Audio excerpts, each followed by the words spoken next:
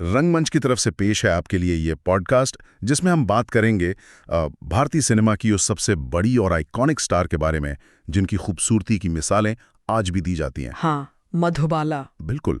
लेकिन ज़रा सोचिए, एक ऐसी सुपरस्टार जिसे दुनिया की सबसे बड़ी मैगजीन्स दुनिया की सबसे खूबसूरत औरत कह रही हूँ, जिसके पीछे हॉलीवुड के सबसे बड़े डायरेक्टर्स लाइन लगाकर खड़े हों, जो उस जमाने में करोड़ों कमा रही हों, पर जिसके पास इतनी आज़ादी भी न हो कि वो अपने ही घर के दरवाजे से बाहर निकलकर अपनी मर्जी से एक कप चाय पी सके। एग्जैक्टली।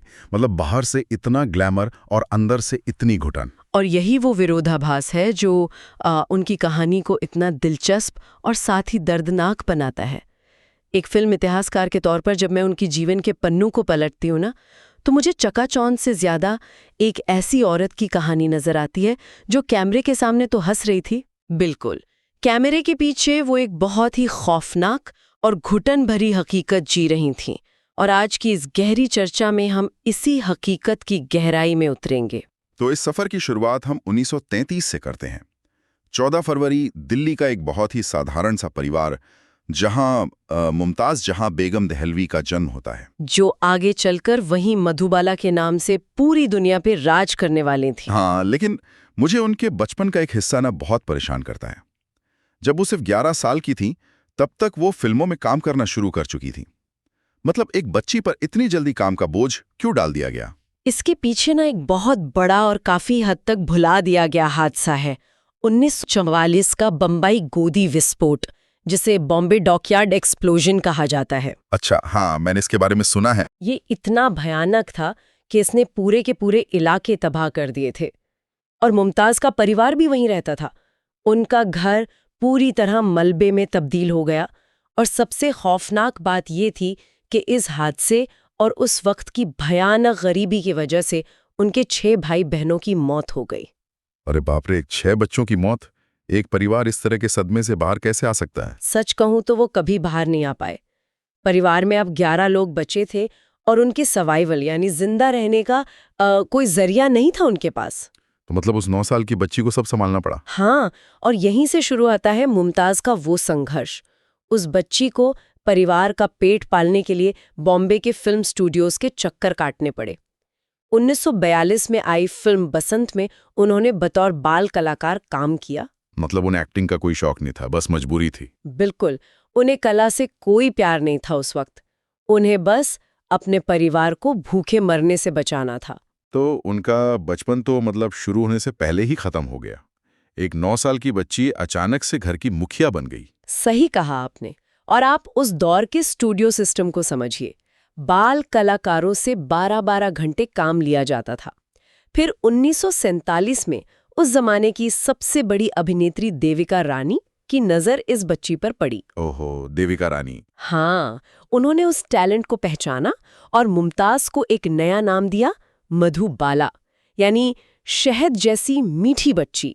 और महज 14 साल की उम्र में वो फिल्म नील कमल में लीड रोल में आ गई। मैं यहाँ थोड़ा रुकना चाहता हूँ। 14 साल की उम्र में लीड एक्ट्रेस? हाँ, आज के हिसाब से अजीब लगता है। बहुत अजीब है। आज के समय में सोचें तो ये कितना अनकंफर्टेबल लगता है, लेकिन उस दौर में यही वो पॉइंट था जहां से उनकी जिंदगी ने एक बहुत बड़ी उड़ान भरी। 1949 में फिल्म महल आई और सिर्फ 16 साल की उम्र में मधुबाला रातों रात पूरे देश की सबसे बड़ी सुपरस्टार बन गई। और सिर्फ देश की नहीं, उनकी शोहरत देश के बाहर भी जा चुकी थी। आपको पता है, 1952 में अमेरिका की एक बहुत मशहूर मैगजीन थी, थिएटर आर्ट्स। अच्छा। हाँ, उन्होंने मधुबाला पर एक पूरा फीचर लिखा और उन्हें एक बहुत बड़ा टाइटल दिया। उन्होंने लिखा, दुनिया की सबसे बड़ी स्टार जो बेवर्ली हिल्स में नहीं है। बेवर्ली हिल्स मतलब हॉलीवुड का वो इलाका जहां सारे बड़े स्टार्स रहते हैं। तो इसका मतलब हॉलीवुड भी उनकी तरफ देख रहा था? बिल्कुल देख रहा था। हॉलीवुड के बहुत बड़े ऑस्कर विनिंग डायरेक्टर थे फ्रैंक कैप्रा। अरे फ्रैंक कैप्रा, सच में? हाँ, उन्होंने मधुबाला को अमेरिका बुलाने और अपनी फिल्मों में कास्ट करने का पूरा मन बना लिया था। ये भारतीय सिनेमा के इतिहास का एक बहुत बड़ा टर्निंग पॉइंट हो सकता था। लेकिन वो कभी हॉलीवुड गई नहीं। मैंने कहीं पढ़ा है कि उनके पिता अताउल्ला खान ने इस ऑफर को ठुकरा दिया था, क्योंकि उनका कहना था कि हॉलीवुड की फिल्मों में बहुत इंटीमेसी होती है, बहुत खुलापन होता है, जो उनकी संस्कृति के खिलाफ है। ये बहाना दिया गया था। हाँ, बेटी पर कंट्रोल खोने का डर था। मैं इसे पिता की चिंता तो बिल्कुल नहीं मानती। अगर आप उस समय के हालात को देखें ना, तो ये पूरी तरह से एक फाइनेंशियल हॉस्टेज वाली सिचुएशन थी। अताउल्ला खान एक बेहद सख्त इंसान थे। मतलब उन्हें डर था कि बेटी हाथ से निकल जाएगी। बिल्कुल, वो जानते थे कि अगर मधुबाला हॉलीवुड चली गईं तो वो आज़ाद हो जाएंगी, वो दुनिया देखेंगी, अपने फैसले खुद लेने लगेंगी, और अगर ऐसा हुआ तो उनके पिता के हाथ से वो सोने का अंडा देने वाली मुर्गी निकल जाएगी। ये तो बहुत भयानक है। हाँ, हॉलीवुड का ये ऑफर ठुकराना कोई संस्कृति बचाने के लिए नहीं था, बल्कि वो मधुबाला के इर्द गिर्द बुने जा रहे उस सोने के पिंजरे की सबसे मजबूत कड़ी थी। सोने का पिंजरा, ये शब्द सुनते ही मुझे शम्मी कपूर और देविका रानी जैसे उस दौर के लोगों के बयान याद आते हैं। हाँ, उन्होंने काफी कुछ कहा था। सुपरस्टार जो अपने दम पर पूरी फिल्म इंडस्ट्री चला रही है, वो अपने पिता के इतने कंट्रोल में कैसे रह सकती है? वो बगावत क्यों नहीं कर देती? ये समझना थोड़ा मुश्किल लगता है, लेकिन क्योंकि वो कंट्रोल सिर्फ शारीरिक नहीं था, वो पूरी तरह से मनोवैज्ञानिक था। याद कीजिए मैंने शुरुआत में क्या कहा था कि वो 9 साल की उम्र से काम कर रही थी। एग्जैक्टली उनके दिमाग में बचपन से ये बात भर दी गई थी कि उनके 11 लोगों के परिवार की जिम्मेदारी सिर्फ और सिर्फ उनकी है। पिता ने इस इमोशनल ब्लैकमेल को अपना सबसे बड़ा हथियार बना लिया था। मतलब एक तरह से गिल्ट ट्रिप। बिल्कुल, मधुबाला कौन सी फिल्म करेंगी, उनके को स्टार्स कौन होंगे, उनकी फीस क्या होगी, ये सब पिता तय करते थे। यहाँ तक कि वो अपनी मर्जी से अपने कमाए हुए पैसे खर्च भी नहीं कर सकती थीं। ये तो किसी जेल से कम नहीं है यार। मैंने तो ये भी सुना है कि उन्हें बाहर जाने की भी आजादी नहीं थी। एकदम नहीं। शूटिंग खत्म होते ही उन्हें सीधे घर आना होता था। फिल्म की सक्सेस पार्टीज, प्रीमियर, बाहरी दोस्तों से मिलना, इन सब पर बहुत सख्त पाबंदी थी। और सेट पर? अताउल्ला खान अक्सर सेट पर मौजूद रहते थे और उनके डर से कोई भी को स्टार मधुबाला से खुलकर बात तक नहीं कर पाता था। लेकिन अगर हम उस दौर की उनकी फिल्में देखें, जैसे चलती का नाम गाड़ी, तो पर्दे पर वो इतनी चुलबुली, नटखट और खुशमिजाज नजर आती हैं। ऐसा लगता ही नहीं कि उनके अंदर इतना दर्द या इतना घुटन भरा माहौल चल रहा होगा। यही तो एक एक्टर का हुनर होता है। लेकिन एक इंसान कैमरे के सामने और अपनी असल जिंदगी में इतना अलग कैसे हो सकता है? देखिए, साइकोलॉजी में इसे कॉग्निटिव डिसोनेंस कहते हैं। जब आपकी असलियत इतनी दर्दनाक हो कि आप उसे बर्दाश्त न कर सकें, तो आप अपने काम को ही अपना एस्केप यानी भागने का रास्ता बना लेते हैं। अच्छा, मतलब वो एक्टिंग को एक थेरेपी की तरह यूज कर रही थी। एक तरह से, हाँ।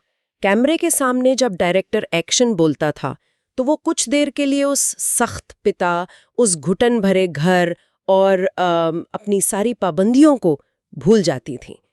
वो ठहाके लगाकर हंसती थीं, सेट पर मजाक करती थीं। तो लोगों को लगता था कि सब नॉर्मल है। हाँ, लोगों को लगता था कि वो बहुत खुश हैं, लेकिन असल में वो हंसी उनके गहरे तनाव को छिपाने का एक बहुत बड़ा पर्दा थी। और ये तनाव सिर्फ दिमागी तो नहीं था। सबसे डरावनी बात तो ये है कि उनके शरीर के अंदर एक ऐसा टाइम बॉम्ब टिक टिक कर रहा था जिसके बारे में उस वक्त बहुत कम लोगों को पता था। जी हाँ, और ये उनकी जिंदगी का सबसे बड़ा और सबसे दुखद राज था। वेंट्रिकुलर सेप्टल डिफेक्ट यानी VSD, दिल में छेद होना। आसान भाषा में कहें तो हाँ, वो बचपन से ही एक ब्लू बेबी थीं। इस मेडिकल कंडीशन को थोड़ा आसान करके समझाइए ना। इसका उनके शरीर पर रोजमर्रा में क्या असर पड़ता था? देखिए, हमारे दिल का काम है शरीर में ऑक्सीजन वाला शुद्ध खून पहुंचाना, लेकिन VSD में दिल के अंदर छेद होने की वजह से शुद्ध और अशुद्ध खून आपस में मिल जाता है। वो कहता ऑक्सीजन की कमी हो जाती है। बिल्कुल। इसका नतीजा ये होता है कि शरीर को पूरी ऑक्सीजन नहीं मिल पाती, इंसान को भयानक थकान होती है, जरा सा चलने पर सांस फूलने लगती है और ऑक्सीजन की कमी से त्वचा नीली पड़ने लगती है। इसीलिए इसे ब्लू बेबी सिंड्रोम कहते हैं। एक मिनट, आप कह रहे हैं कि उन्हें इतनी कमजोरी और थकान होती थी, लेकिन वो तो 50 के दशक के उन भारी भरकम सेट्स पर डांस कर रही थी, लगातार शूटिंग कर रही थी। यही तो सबसे बड़ी ट्रेजेडी है। मैं इसे इमेजिन करता हूं तो ऐसा लगता है जैसे कोई इंसान सिर्फ एक पतली सी स्ट्रॉ मुंह में रखकर सांस लेने की कोशिश कर रहा हो और उसी स्ट्रॉ के सहारे वो पूरी मैराथन दौड़ने की कोशिश कर रहा हो। ये तो मेडिकल साइंस के हिसाब से असंभव है। असंभव ही था। आप किसी भी डॉक्टर से पूछे, वो कहेगा कि VSD के मरीज को पूर्ण आराम की जरूरत होती है, लेकिन मधुबाला ने सालों तक इस बीमारी को छिपा कर रखा। क्यों? क्या इंडस्ट्री को पता चलता तो वो काम नहीं देते? एग्जैक्टली, क्योंकि अगर 50 के दशक की फिल्म इंडस्ट्री में ये बात बाहर आ जाती कि उनका सबसे बड़ा स्टार एक जानलेवा बीमारी से जूझ रहा है, तो कोई उन पर पैसा नहीं लगाता, उनका करियर रातों रात खत्म हो जाता। और करियर खत्म होता तो परिवार भूखा मरता। हाँ, उनके परिवार के वो 11 लोग फिर से सड़क पर आ जाते। मतलब वो जानती थीं कि वो अपने ही शरीर को अंदर से खत्म कर रही हैं, लेकिन फिर भी परिवार के लिए वो लगातार काम करती रहीं। और मैंने कहीं पढ़ा था कि सेट पर कई बार वो बेहोश हो जाती थी, उन्हें खून की उल्टियां होती थीं, लेकिन फिर भी उनके पिता उन्हें आराम नहीं करने देते थे। यही अताउल्ला खान की सबसे बड़ी क्रूरता थी। वो अपनी बेटी की बीमारी को जानते हुए भी उन्हें काम की भट्टी में झोंकते रहे। और इस पूरे शारीरिक शोषण का सबसे चरम रूप हमें देखने को मिलता है 1960 में, जबकि आसिफ की ऐतिहासिक फिल्म मुगले आजम की शूटिंग चल रही थी। मुगले आजम भारतीय सिनेमा की सबसे महान फिल्म, अनारकली का वो किरदार। लेकिन पर्दे के पीछे की कहानी तो किसी टॉर्चर चेंबर से कम नहीं लगती। टॉर्चर चेंबर, बिल्कुल सही शब्द इस्तेमाल किया आपने। जब अनारकली के कैद वाले सीन्स शूट हो रहे थे तो के आसिफ ने मधुबाला को प्लास्टिक की नकली जंजीरें पहनने का ऑप्शन दिया था। हाँ, वो तो आम बात है फिल्मों में। लेकिन मधुबाला ने मना कर दिया। उन्होंने कहा कि सीन में असलीपन लाने के लिए वो असली लोहे की भारी जंजीरें ही पहनेंगी। लेकिन क्यों? एक ऐसी औरत जिसके दिल में छेद है, जिसे सांस लेने में तकलीफ हो रही है, वो जानबूझकर असली लोहे की भारी जंजीरें क्यों पहनेगी? शायद वो अपने अंदर के उस दर्द को बाहर निकालना चाहती थी जो वो सालों से दबाए बैठी थी, और शायद ये उनकी अपनी आजादी छिन जाने का एक प्रतीक था। उन भारी जंजीरों के बोझ तले वो सेट पर कई बार बेहोश हुईं। मैंने सुना है उनके हाथों में घाव हो गए थे। हाँ, जंजीरों से उनके हाथों में गहरे घाव हो गए, मुंह से खून तक आ गया, लेकिन उन्होंने वो शूटिंग पूरी की। मैं यहाँ एक बात कहना चाहूँगा। हम अक्सर फिल्म इंडस्ट्री में ना ऐसी कहानियों को बहुत ग्लोरीफाई करते हैं, उन्हें कला के प्रति महान समर्पण का नाम दे देते हैं। लेकिन क्या हमें सच में इसे महिमामंडित करना चाहिए? बिल्कुल नहीं। मुझे तो ये एक ऐसी क्रूर व्यवस्था लगती है जहां एक बीमार मरती हुई औरत का खून निचोड़ा जा रहा था सिर्फ एक परफेक्ट शॉट के लिए। मैं आपकी इस बात से पूरी तरह सहमत हूँ। इसे कला का समर्पण कहना उस दर्द का मजाक उड़ाना है। ये सीधे तौर पर एक बीमार इंसान का शोषण था। और आप उस समय की उनकी मानसिक स्थिति भी देखिए। हाँ, दिलीप कुमार वाला केस भी तो उसी वक्त चल रहा था। बिल्कुल, उसी दौरान उनका दिलीप कुमार के साथ एक बहुत लंबा और गहरा रिश्ता टूट चुका था।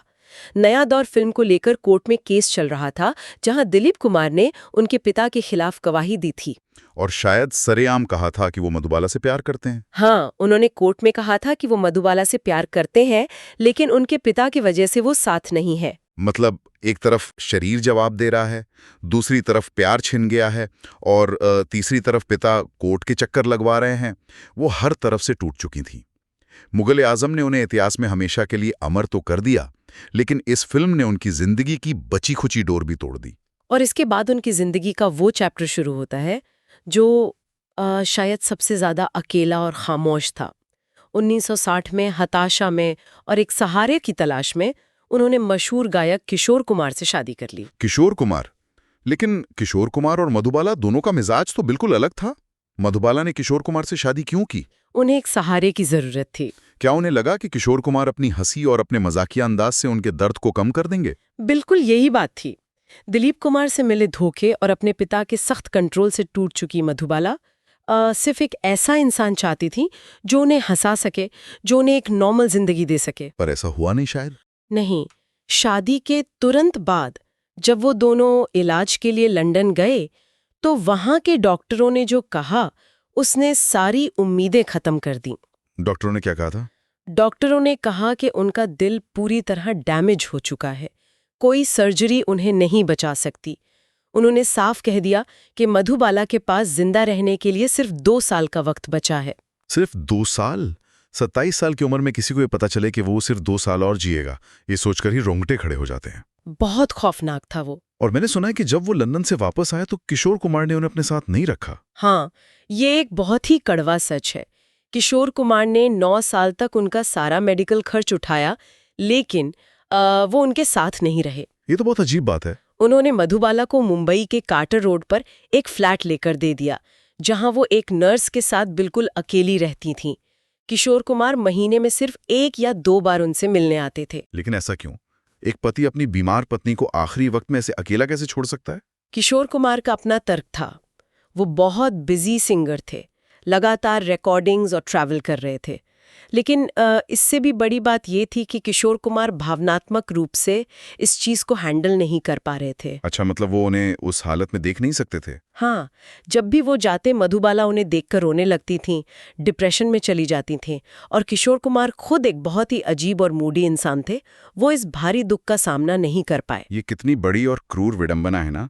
मधुबाला ने एक ऐसे आदमी से शादी की जिसकी आवाज पर, जिसके गानों पर पूरा देश झूमता था, जो पूरे देश को हंसाता था। लेकिन वो खुद रोती रहीं। हाँ, खुद मधुबाला के अपने आखिरी साल एक ऑक्सीजन सिलेंडर के सहारे समुद्र की ठंडी हवाओं के बीच उसी खामोशी और अकेलेपन में गुजरे। वो खामोशी बहुत भयानक थी। जो औरत हमेशा एक बड़े परिवार और फिल्म सेट की गहमागहमी के बीच रही, वो अब एक कमरे में बंद थी। वो तो बाहर भी नहीं जा सकती थी। बिल्कुल।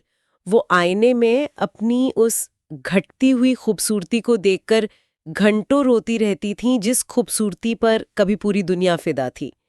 लेकिन उनके इस अंत का सबसे दुखद पहलू सिर्फ उनकी बीमारी नहीं थी। तो और क्या था? सबसे दुखद पहलू था वो टाइमिंग, समय का वो क्रूर मजाक जिसने उनकी जान ली। समय का क्रूर मजाक? आप उस मेडिकल रिसर्च की बात कर रही हैं ना? जी हाँ। जब मैं इस टाइमलाइन को देखता हूं ना, तो मुझे लिटरली ऐसा लगता है जैसे कोई इंसान डूब रहा हो और बचाव की नाव सिर्फ कुछ सेकंड की देरी से वहां पहुंचे। बिल्कुल ऐसा ही हुआ था। 1960 में जब लंदन के डॉक्टरों ने उनकी सर्जरी करने से मना किया, तो उसका कारण ये था कि उस समय वयस्कों यानी बड़ों पर VSD की ओपन हार्ट सर्जरी सुरक्षित नहीं मानी जाती थी। अच्छा, वो सिर्फ बच्चों पर होती थी? हाँ, वो सिर्फ बच्चों पर सफल होती थी। लेकिन त्रासदी देखिए, 1960 के दशक के आखिर में ही डॉक्टर लिल हे की मेडिकल रिसर्च कामयाब हो गई और वयस्कों पर VSD की सर्जरी पूरी तरह से सुरक्षित और आम बात बन गई। ओह गॉड, मतलब अगर उनका जन्म सिर्फ एक दशक बाद हुआ होता, या वो रिसर्च सिर्फ 5-6 साल पहले पूरी हो गई होती, तो मधुबाला की जान बच सकती थी। वो एक नॉर्मल जिंदगी जी सकती थी। जी हाँ, वो आसानी से बच सकती थी। लेकिन मेडिकल साइंस की वो बचाव नौका उनके पास पहुंचने में बस कुछ ही साल लेट हो गई। समय की इस क्रूरता ने आखिरकार उस चिराग को बुझा ही दिया। और वो तारीख थी 23 फरवरी 1969। महज 36 साल की उम्र में भारतीय सिनेमा की सबसे खूबसूरत अभिनेत्री इस दुनिया से चली गईं। बहुत ही कम उम्र थी। हाँ, उनकी जिंदगी जितनी छोटी थी, दर्द उतना ही लंबा था। लेकिन मुझे उनके बारे में एक बात बहुत हैरान करती है। अपनी मौत से पहले वो एक सपना देख रही थी, जो बहुत कम लोग जानते हैं। वो डायरेक्शन में आना चाहती थी। हाँ, फर्ज और इश्क नाम की एक फिल्म का उन्होंने डायरेक्शन शुरू करने की पूरी प्लानिंग कर ली थी। वो सिर्फ एक खूबसूरत चेहरा नहीं रहना चाहती थी, वो कैमरे के पीछे जाकर अपनी शर्तों पर कहानी कहना चाहती थी। मैं अक्सर सोचता हूं कि अगर वो जिंदा रहती और फर्ज और इश्क का डायरेक्शन करती, तो 70 के दशक में जहां मेल डोमिनेटेड फिल्में बन रही थीं, वहां एक महिला डायरेक्टर के तौर पर वो क्या कमाल करती। वो यकीनन कुछ बहुत अलग बनाती। क्या वो अपनी फिल्मों में उस आज़ादी को जी पाती जो असल जिंदगी में उन्हें कभी नहीं मिली? मुझे पूरा यकीन है कि एक डायरेक्टर के तौर पर हम एक बहुत ही अलग, मैच्योर और निडर मधुबाला को देखते। उनके पास उस इंडस्ट्री का बहुत गहरा तजुर्बा था, जिसने उन्हें बचपन से इस्तेमाल किया था। और शायद उनकी कहानियों में वो दर्द झलकता। बिल्कुल, उनकी कहानियों में शायद औरतों की उस छुपी हुई ताकत और आज़ादी की झलक होती, जिसे उनके पिता ने हमेशा दबा कर रखा था। लेकिन ये सब सिर्फ एक काश बन के रह गया। जब उनका जनाजा उठा तो कहते हैं कि दिलीप कुमार भी वहां पहुंचे थे। वो दिलीप कुमार जिनसे उनकी राहें बहुत कड़वाहट के साथ जुदा हो गई थी। दिलीप कुमार का वहां पहुंचना सच में एक बहुत ही मार्मिक पल था, लेकिन सबसे ज्यादा दिल तोड़ने वाला नजारा था उनके पिता अताउल्लाह खान का। उनका क्या रिएक्शन था? जिस पिता ने जिंदगी भर उस सोने के पिंजरे की चाबी अपने पास रखी, जिसने उन्हें हमेशा अपने कंट्रोल में रखा, वो पिता उनकी कब्र के पास बैठकर बच्चों की तरह फूट फूट कर रो रहा था और बार बार कह रहा था कि काश मैं इसकी जगह मर गया होता। ये सुनकर अजीब सी सेहरन होती है। शायद उन्हें उस वक्त अपनी गलतियों का, अपने उस घुटन भरे कंट्रोल का एहसास हुआ होगा। शायद, हाँ। मधुबाला भले ही 1969 में इस दुनिया से चली गईं, लेकिन आज भी जब हम उन्हें पर्दे पर देखते हैं तो ऐसा लगता है जैसे उन्होंने अपनी उस रहस्यमयी मुस्कान से समय को वहीं पर फ्रीज कर दिया हो। मैं मानती हूँ कि वो कभी 36 साल की बीमार औरत के रूप में याद नहीं की जाती, वो हमेशा उस शाश्वत अमर वीनस के रूप में ही याद की जाती हैं, जिसकी आंखों की चमक कभी कम नहीं हुई। बिल्कुल। और उनकी उसी अमर हकीकत को याद करते हुए मुझे 1949 में आई उनकी पहली बड़ी फिल्म महल का वो मशहूर डायलॉग याद आता है। पर्दे पर एक साया सा नजर आता है और वो कहती हैं, मैं वहम नहीं हूं, हकीकत हूं। क्या बेहतरीन लाइन है ये। है ना? तो आज की इस गहरी चर्चा को खत्म करते हुए मैं बस यही सोच रहा हूं कि जो लड़की समय से बहुत पहले इस दुनिया से चली गई, उसने हकीकत में मौत को हराकर अनंत काल तक के लिए खुद को अमर कर लिया। वो हमेशा हमारे दिलों में रहेंगे। वो सिर्फ एक वहम या गुजरा हुआ कल नहीं है, वो भारतीय सिनेमा की एक ऐसी खूबसूरत और दर्दनाक हकीकत है जिसे कभी भुलाया नहीं जा सकेगा। बिल्कुल सही कहा आपने। इस सफर पे रंगमंच के साथ जुड़ने के लिए आपका बहुत बहुत धन्यवाद।